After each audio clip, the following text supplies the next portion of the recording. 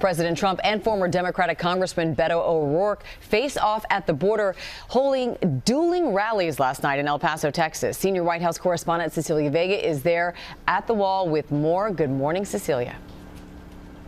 Hey, Amy, good morning to you. President Trump said Beto O'Rourke is a young man who's got little going for himself. O'Rourke said the president is using racist and inflammatory language on immigration. But one thing is clear this morning, this wall and El Paso are ground zero for this country's debate about the border. Overnight in El Paso, two competing versions of reality. President Trump making the case for his border wall. Walls save lives. Walls save tremendous numbers of lives. And just half a mile away, his possible 2020 rival, former Congressman and El Paso native Beto O'Rourke, saying the exact opposite.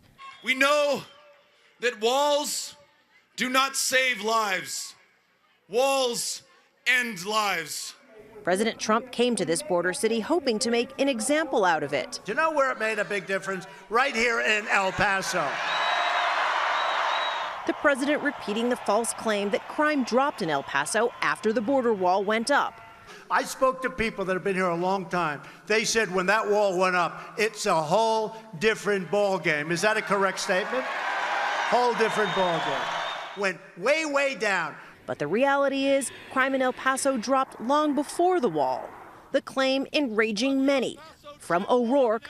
El Paso has been the safest city in the United States of America, not in spite of the fact that we're a city of immigrants, but because we are a city of immigrants. To El Paso's Republican mayor. What is the message from El Paso to President Trump? We need to control our borders, but there are other ways to do it besides just focusing on that single physical barrier. President Trump taking notice. But I don't care whether a mayor is a Republican or a Democrat. They're full of crap when they say it hasn't made a big difference. People from El Paso, am I right? But it wasn't all about the wall. The president praised another security tool. By the way, there is nothing better than a good old-fashioned German Shepherd. It's hard to believe. The riff then taking a bizarre turn. You do love your dogs, don't you? I wouldn't mind having one, honestly, but I don't have any time. I don't have time. How would I look walking a dog on the White House lawn? Would that be... right? Sort of not for, I don't know, it doesn't, I don't feel good. Feels a little phony to me. Obama had a dog, you're right. Yeah, the supporters there thought that was a pretty funny one. At that rally overnight, you could probably see him in the shot. The president was surrounded by these huge signs that said, "Finish the wall," right on both sides of him. That's a twist on his famous chant, "Build the wall." But here's the reality. This month, right here in Texas, there will begin some new construction on a new concrete wall, a 6 to 14 mile stretch. But Amy, most of the wall is just like what you see here.